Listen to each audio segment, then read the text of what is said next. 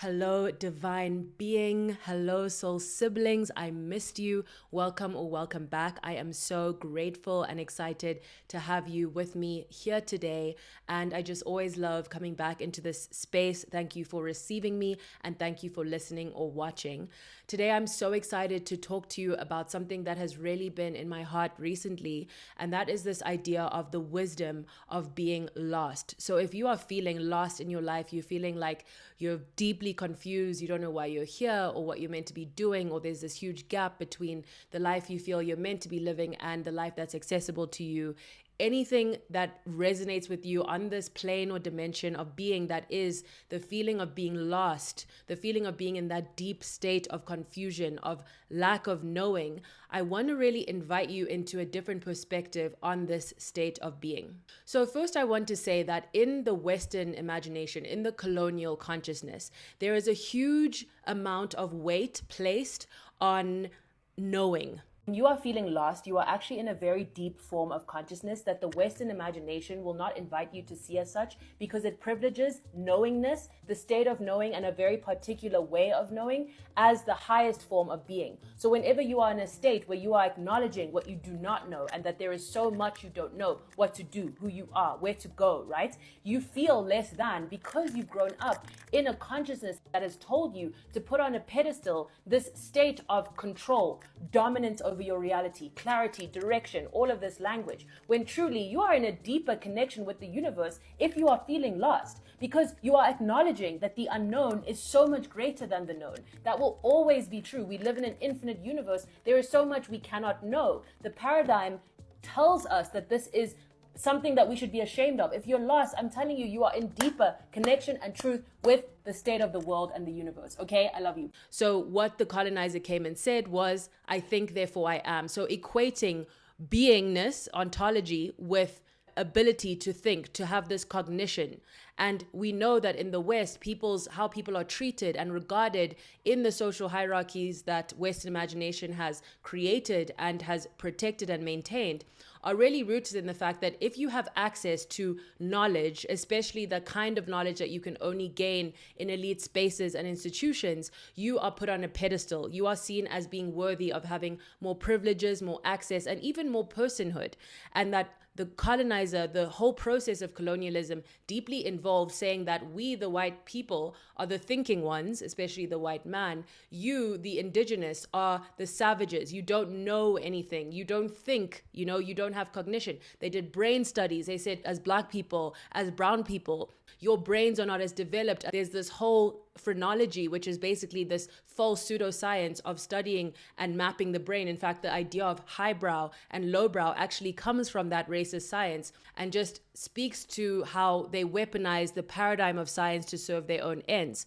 The whole paradigm of science and of scientific knowledge, while it obviously offers so much, and I'm not anti-science, but I am anti the weaponization of science against other dimensions of knowing and being, things like spirituality, things like mysticism, things like animism, this idea that in the West, it's this understanding that only humans are basically full of aliveness and potential, whereas in a lot of indigenous cultures, there's this idea that even the trees are speaking to us, that the leaves are bristling in a certain way with aliveness, with animism, with character, with personality. We may even name a tree or name a plant or a rock and feel the energy of that rock. And to the Western mind, that sounds completely ridiculous, right? But even that notion of ridicule and the notion of what is absurd is obviously shaped by this consciousness, this colonial consciousness. So with that, we know that knowing and the ability to know and the state of knowing is privileged in this world. Because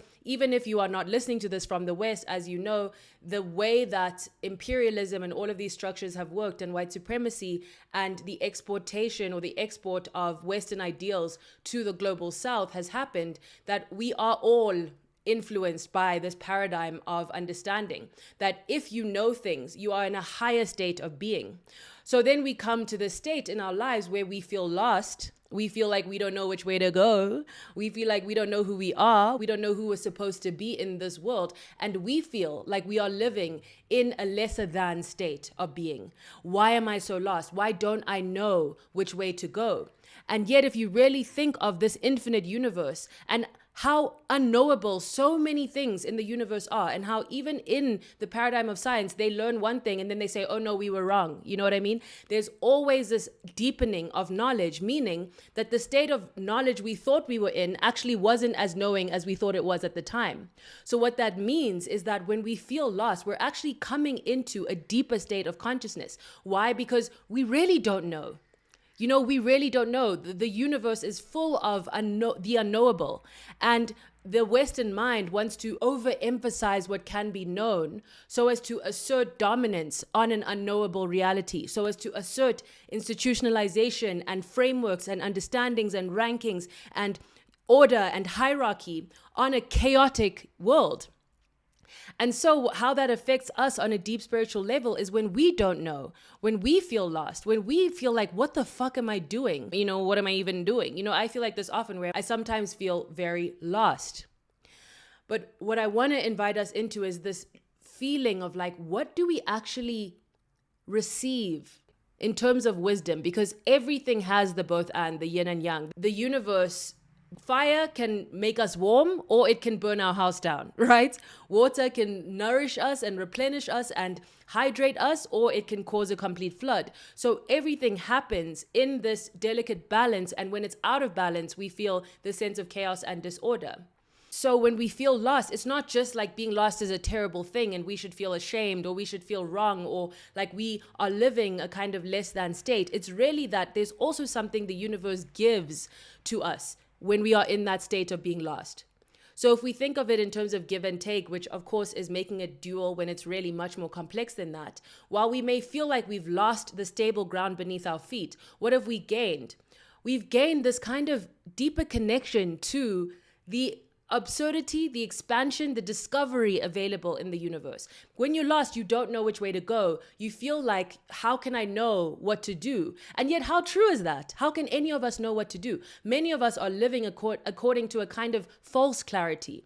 And again, in the Western imagination, clarity, direction, all of these words are structure, are seen as higher, better, more valuable, more worthy of living a life. And so when we find ourselves without direction, just kind of spinning in a circle, not knowing, lost in the forest, not knowing which way to go, we feel less than. But what I want to remind you is when you don't know which way to go, you are in touch with the wisdom of the fact that we don't know which way to go. Because even that person who's living according to their 5-year plan, what happens? Life happens, because life does not go according to plan. So there is a false kind of clarity that also can be a kind of illusion. I know exactly why I'm here and I know exactly what I'm doing and I know exactly what, drives me. And then we hear these stories, something happens, suddenly people are like, I don't know who the fuck I am. Like I literally, the rug has been pulled out from under me. So what I want to say is let's use this image of being lost in a forest. What do you gain in that state? There is background noise. I love you. Okay, we're just going to vibe because we are part of a shared world and we don't get to control the sounds or the sights of anything. Okay, so, and again, the West is also obsessed with the idea of control. So when we think of being lost, look at what the sound gave me, an entry point. When we think of being lost, we think of this lack of control. And again, the lack of control is associated to the savage. They can't control themselves. Look at their bodies. The idea of anti-blackness and anti-fatness is that it's this notion of like this being that cannot control themselves. They are not as disciplined. They are not as ordered. They are not as structured. They are not as controlled as the white man, right? So anything that is associated to the lack of discipline, to the lack of control, is seen as a lesser than state of being, is seen as unworthy of being celebrated or even being acknowledged. So when we are lost in the forest, what do we gain? Okay, so it's confusing. We're in the state of despair. We're like, oh my word, I'm scared. I don't know which way to go. Maybe it's dark. What if something comes and finds me? What if there's a threat that's coming my way? And our imagination in the state of consciousness goes to the worst. We project our worst fears onto our surroundings. We project our worst fears onto each other. So if we think to ourselves, oh no, like what am I going to do? I'm never going to find my way. We've all felt, I'm sure at some state in your life, you've felt both spiritually lost, and also physically lost, okay? So when we are lost in the forest, we don't know which way to go, and our imagination is imagining the worst because we can't cling to anything. We can't say, oh no, I've walked this path 100 times, And so there is no security. And that's the whole idea, Alan Watts' book, The Wisdom of Insecurity, that it's actually much more wise to say that you cannot fully, you'll always feel anxious if you try to seek absolute security, because absolute security is against the nature of life. That actually all life is kind of a form of anxiety. And when you're in that state, you're actually in a very wise state. So when we're lost in the forest, what happens next? Okay, we pick away because we feel this. I mean, if I need to go home, I need to go home. So I pick away. And if I pick away, then typically what happens is I discover something along that way. And that is the kind of counterbalance, what I said about water, both drowning, but also nourishing. I think being lost, it both confuses us, but it also gives us this opportunity to discover. And that's a big reframe that I've been really inviting in is I'm not lost, I'm discovering. I'm discovering exactly what I need to know in order to walk the path I feel I'm meant to be walking. You cannot discover if you are on as much, let's say, if you are on this certain and this tried and trusted path. Yes, there may be surprises that enter the path. There could be a hyena that comes or a parrot that comes. Life will always give us options to discover. But when we are lost, we're in this cracked open state of absolute discovery. And the coolest thing about that state is what it allows us to be open to. What do I mean by that? You must be familiar with the saying, when the student is ready, the teacher appears. So in the context of being lost, what does that mean? When we are lost, we are seeking the ones that could be humans, teachers. It could be a certain approach to nature. It could be a habit. It could be a dance. It could be a practice. We are seeking the ones that will find us. So we are in this vulnerable state of openness where we are sort of seeking the medicine that's going to help us feel more whole and more found within this new version of ourselves. So what has opened up is possibility. And let me just take us through this for a second. In the West, there is an understanding of linear time, but in indigenous cultures, and I don't want to homogenize them, but I'll just use that framing for now. In anti-colonial consciousness, there's this understanding of cyclical time. And there is this understanding of birth and death in life. Okay? So that we are actually not just dying on the day that we physically die, but in fact, we are always and already dying and being born. What does that mean? When we are lost, we are grieving the state of consciousness or the relationship to reality or the relationship to self we used to have. Why are we so lost? Why is it that on Sunday we were fine and then on Monday we feel lost? Or in February we were fine and then in March we feel lost? Because we cannot relate to our lives, to our reality, to everything around us the way we did in February. We've constituted like a new being. Now things that we used to tolerate are intolerable. Now things that we used to find clear are confusing because we have become a kind of new being. So there's been a death of a certain consciousness. Why? Because how can we feel lost if not that? If not, there's something that used to be true for us that is no longer true. So there's a death. But what do I say? Nature gives and takes. So there is a birth. There is a rebirth happening. Each time we are lost, we are being reborn, cyclical time. And what happens when we are reborn? Think of a baby. They can't do anything. All they do is cry. Okay, I love babies. But what I mean is, okay, they can do so much. Love you, babies. You're the best. But basically what I mean by that is there are so many things you can now do that you used to not be able to do. So you can walk. You had to learn how to walk. Or if you can't walk, you can talk and you had to learn how to talk. You can conceive of your reality in a certain way. You had to learn that. You know what the color red means in the collective consciousness. You had to learn that. So you were lost. But it opened up the possibility to be reborn, and in that rebirth, to find the teachers you needed, to learn the things you needed to learn, to live a life. Okay? And in that case, the teachers were everyone around you. And so now when you find yourself lost, that part of you there's a part of you that's dying, and it's very strange to people who have not grown up with the conception of death in life. It's like, wait, no, how can that be? And also in the Western mind, there's the shunning of death. And so there's this lack of understanding of how to really grapple with death, how to grieve death collectively. There's cultures where you grieve death all together for many days, singing, dancing, crying together. There's a collective grieving process. I think I learned that in Judaism, there's like a 7-day process of grieving, right? So there's like all these different cultures that are really rooted in an understanding of death as part of life, but also as us being able to hold that death and that grief together. So now when you are lost, something has died. I'll offer you that. It's an invitation. We can see what resonates and what doesn't. But something is also being born. A new self, or a new relationship to self, or a new relationship to reality, a new relationship to truth is being born. Why is it that when we learn something really shocking, like a paradigm shift, we can never see the world again? And sometimes we feel so isolated because the people around us still see the world, that other way. And now we're like, this is intolerable. I can't see the world that way anymore. I can't participate in these things anymore. I can't say these things or listen to these things anymore, even if I was never saying them. It's enough. Why? Because the version of me who was able to put up with this, or who even didn't even know there was something to be put up with, has died.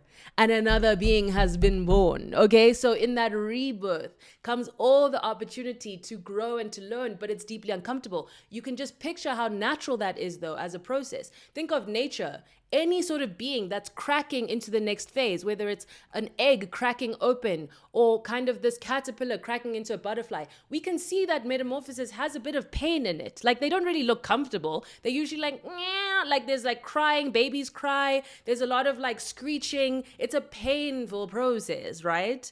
So something, that old self, the version of the being that was comfortable in the egg, that version has to die because now the egg is cracking open. So now it's the rebirth, but that is painful. The version of us that was in the womb and like cruising there has died. And now what has been born, the version of us that must enter the physical world and live in that world and contend with the stresses and the joys of that world. And the fact that they don't yet have all the lessons they need to fully be in that world, And so it's actually a very natural process that feeling of being lost is deeply uncomfortable, but it's also part of the cycle of birth and rebirth, of death and rebirth, right? The phoenix is rising from the ashes, a new phoenix. But because we haven't really been given the space to see this as a perfectly natural and a perfectly even beautiful process, we feel, and also I will say, because we carry this emotion on our own.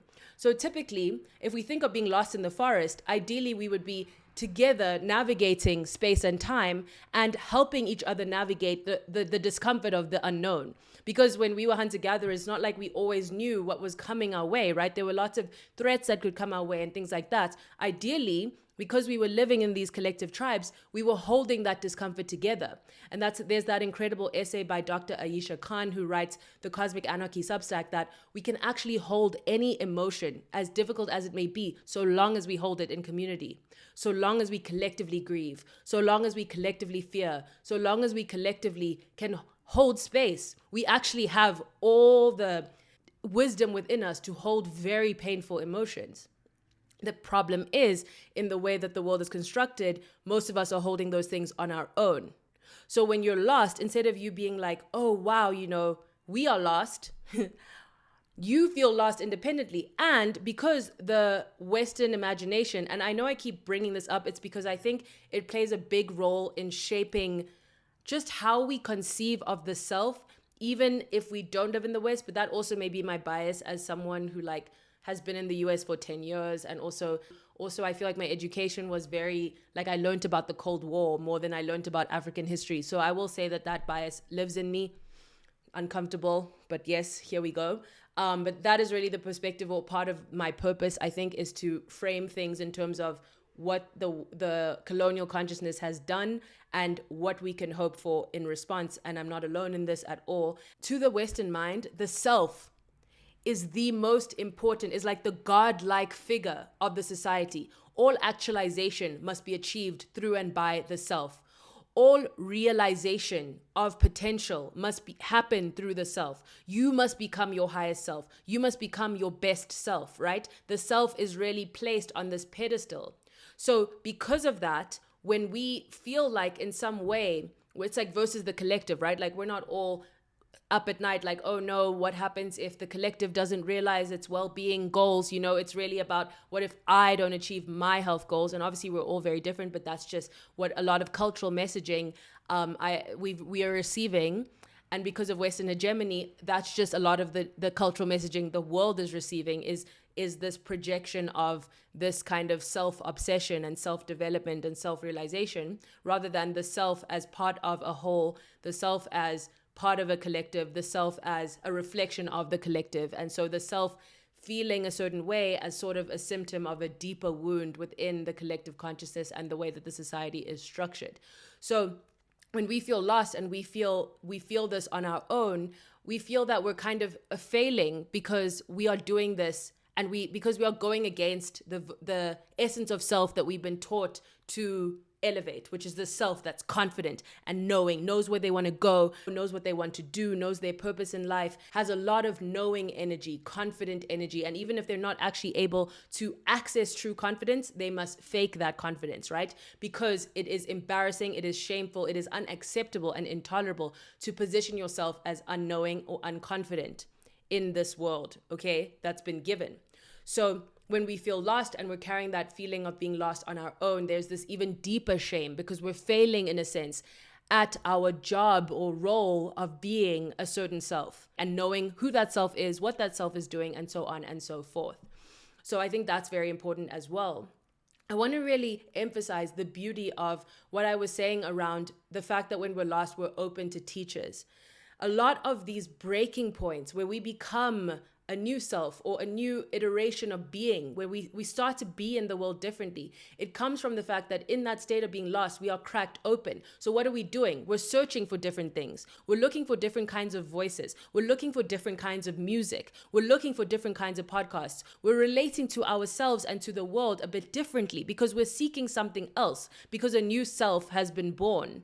And so with that, I think it's really beautiful because some of our favorite books or podcasts, we found in the state of feeling lost. I'll give an example. I remember feeling so lost because I worked in the corporate world, and then I was like, this is not my purpose. And then I was like, what am I meant to do next? And I started listening to Sahara Rose's podcast, The Highest Self. And I had lots of synchronicities like this where the right teacher was arriving for me to help me unfold into who I was always meant to be. And that, I'll link to that podcast below. It's a beautiful resource. She's incredible. I love her and I love her energy. And I just know we're going to collaborate in some way someday. It's just divine unfolding. I already know it's happening. But essentially, it's just if I hadn't not only felt lost, but had the awareness to know I was lost and to do something to, in a sense, be found, I wouldn't have found her podcast because I wouldn't have had the consciousness that was seeking her podcast. So yes, that old self died, but the self that was born was seeking different lessons, was seeking different teachers, and was seeking to relate to reality in a different way, okay? And I think that is so beautiful because when we are lost, we crack open to each other.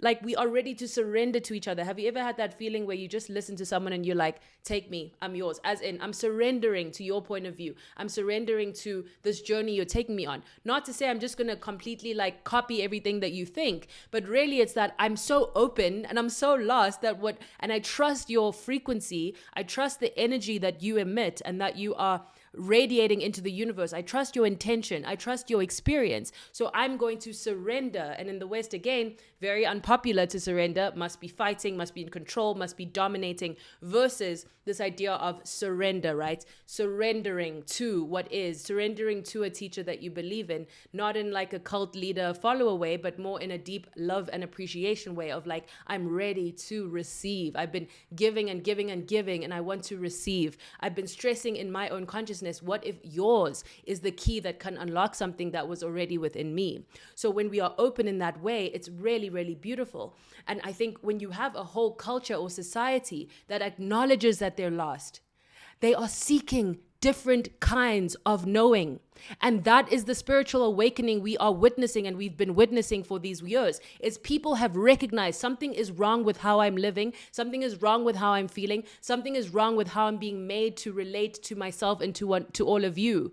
So what do? We go on YouTube, or we go to talks, or we speak to friends, and we are seeking different answers.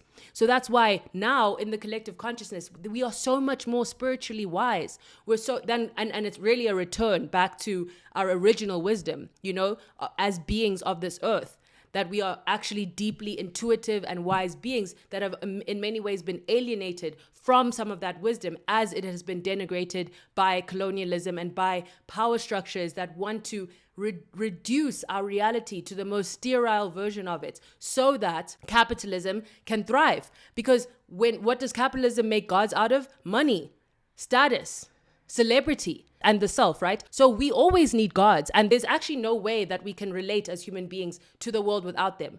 By gods, I mean like deities, goddesses. We need something to worship. That is why people are so obsessed with celebrities. We as human beings, we cannot relate to reality without putting our faith in something. And I guess you could say there are atheists, yes. However, and that is fair, okay, I'm trying to get better at like accepting that I also sometimes...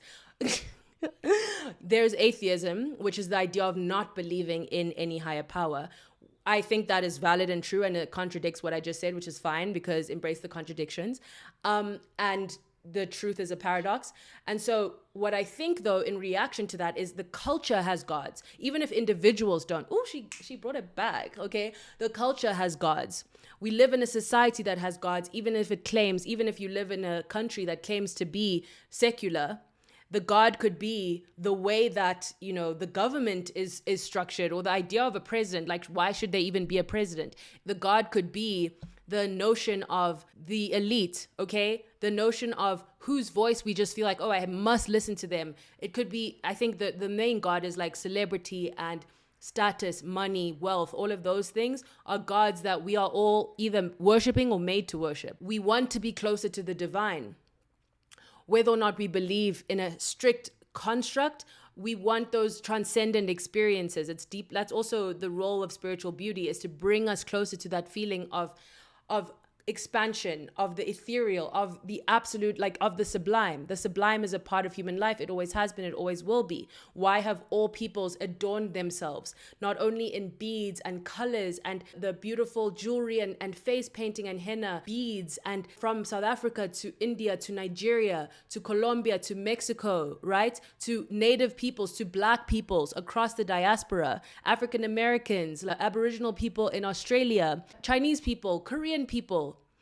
Every one of those cultures, if you go back or even today, there is a beauty practice rooted in the culture, right? And that could be physical adornment, it could be music, it could be incense, it could be drums, it could be singing together and harmonizing. Beauty is a deeply spiritual practice. And Jessica DeFino, whose Substack is The Unpublishable, this idea of industrialized beauty versus spiritual beauty is something that I learned from her, and I have a podcast episode on that.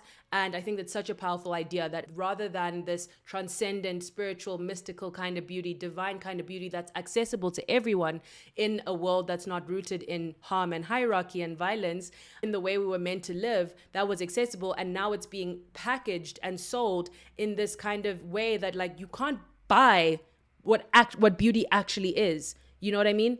That's confusing, because in this world you can, but in the looking at this world through the lens of a different kind of consciousness, beauty is not something that can be packaged in a serum bottle and sold. Beauty is a deeply spiritual practice and spiritual relationship to each moment, and how we can make it more beautiful and how we can connect to each other through beauty. So I don't know how I got there, but essentially when we feel like we are lost and we feel like we are in this state of not knowing, we are open to each other's beauty. Because there's a beauty in how someone sings a song, and then now suddenly we're open to that, right? So we're opening ourselves up to new voices, to new understandings. And so we have to understand both the death and the rebirth. Because if we only grieve or mourn, or if we only feel the complete, like, what the fuck, the confusion, but we don't see, like, whoa, that's so wise. Of course I'm confused. I'm living on a floating rock. Nothing is what it seems. The world feels like it's crumbling at all times, and yet I must continue to proceed to keep going. I have this consciousness that knows life could be different, but I can't fully access that difference in this reality, it seems. I feel scared of even the things I desire. Things don't feel as possible as I wish they did. There's all these reasons to feel very lost, right? And so I think it's just knowing that in this cycle, even the people who you see who look so confident and so clear on their lives, they will cycle into the feeling of being lost because it's part of the human cycle. It's not avoidable. If you are an aware person, if you're in a state of deep awareness, you will feel the full spectrum of what this life has to offer you. And being lost is one of them, And it creates the contrast because when we do find ourselves in the desired state of being, maybe we do really seek a kind of knowing, like a kind of living our purpose, living our truth, that knowing that we are alive in the way that we feel like our aliveness is meant to be shared with the world. Then it's only through the contrast of knowing we were lost that we actually are able to fully experience and receive the state of feeling found or feeling at home, the feeling of coming home to ourselves. If you were always home, you wouldn't even be home because you wouldn't have a concept that there was something else, right? It's just like how you never think, I'm on the universe, because where else would you be? So we need that contrast to bring us into that sharper understanding and reality. So if you are feeling lost, this is just your reminder from the universe, from the cosmos, okay, which we are all the universe experiencing itself, okay? I'm reflecting something channeled and I wanted to share it with you because I hope that it can help you. Just know that you are, number one, you are not alone. Okay, I know it feels like you're feeling this, that you're carrying this on your own. I want you to use your imagination and think of how many people on this dear planet Earth feel lost at this moment and just breathe with them. We're so lost. Grieve, cry. It doesn't have to be that you're smiling. It's not a pleasurable feeling. But just acknowledging that, my love, I'm so proud of you. It takes such an awareness and such a commitment to being honest with yourself and radically truthful to admit that you are lost. Especially in a culture that demonizes that state. So know you are not alone. Try to find the collective consciousness in the feeling, even if you're carrying it on your own. And number 3, ask yourself the daring question of, what is this state inviting me into? What can I tap into or access in this state of being, of feeling lost, of feeling deeply confused, deeply uncertain, that I actually wouldn't have been able to or felt invited to if I had felt the opposite? Because the universe is always inviting us into things. Always. The bird that is chirping is inviting us to take a moment and listen.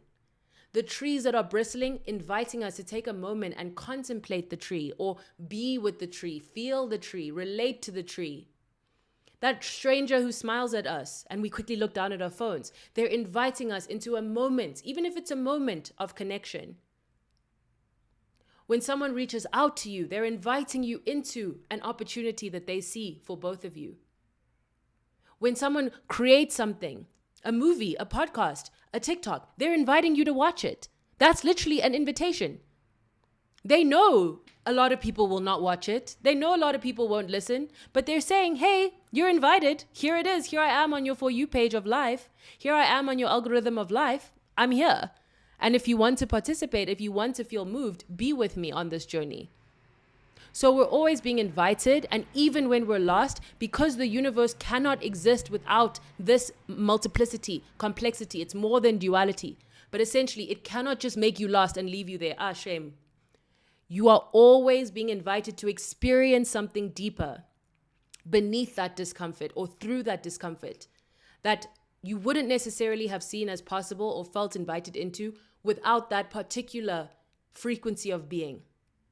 So what are you being invited to through the feeling of being lost at this time? I want to leave you with that question, and I want to say to you, I've been feeling lost, and I sat with that feeling, and I was invited to create this for you. So what a gift, what a joy that we get to live in this reciprocal and beautiful relationship where our life's experiences can become or can be channeled into our deepest and most loving and most heart-connected creations. I love you so much. I hope that you enjoyed this journey. I'm like checking that it didn't. Sometimes my laptop's like, storage full. And I'm like, what? What? Like literally, are you kidding me? I can't give that again. It's not in me, and yet it is, and yet it was, and yet it will be. Okay, I love you so dearly. I hope you enjoyed this offering from our consciousness. We are the collective. Welcome home, babes. Welcome home. And I'm sending you lots and lots of love. Don't forget to remember that being lost is a juicy experience. As uncomfortable as it is, it's full of juice. And we need to invite ourselves to really experience and be in that juice, because we will not always be lost. That's just not how the universe is. We will experience another state because the universe can only be experienced through contrast. So that is why we kind of have this cycle through life. So I'm just saying to you that you will not be lost forever, and that you are being invited into so many different perspectives, dimensions, experiences. So there's many examples of this. I wonder a time in your life where feeling lost actually led to that breakthrough, because we love a breakthrough here. This is why it's a paradigm shift. You know what I mean? And so I just am manifesting that for you, that you are just unfolding, and that life is here to be experienced, not just the feelings we've been taught are good, or the states of beings we've been taught are good and acceptable. All of it belongs. All of it is meant to be felt and experienced. Now, of course, that is in the purest sense. I don't believe that in this hierarchicized, like colonial consciousness, capitalist and unsafe and gender unequal and gender violent and, you know, all of those things world, I don't think that's meant to be experienced. All I mean is the range of being states that you're experiencing are part of the universe. Like they are all here.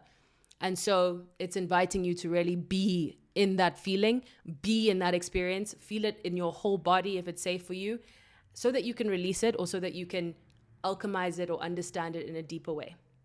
I love you so dearly. I'm sending you all the love, and I'll see you next week. Remember, you are love and you are loved, okay? And what you seek is seeking you. What you desire is desiring you, okay? I promise you. I love you so much. I will see you next week. Bye. I hope some paradigms have been shifted for you in today's conversation. As always, if you can, please leave a 5-star rating on Apple and Spotify. Like, comment, subscribe. I love you so, so much, okay? I love you. Join me on my Substack. Links in the comment section. Go there, okay? Love you so much. Love you. Bye.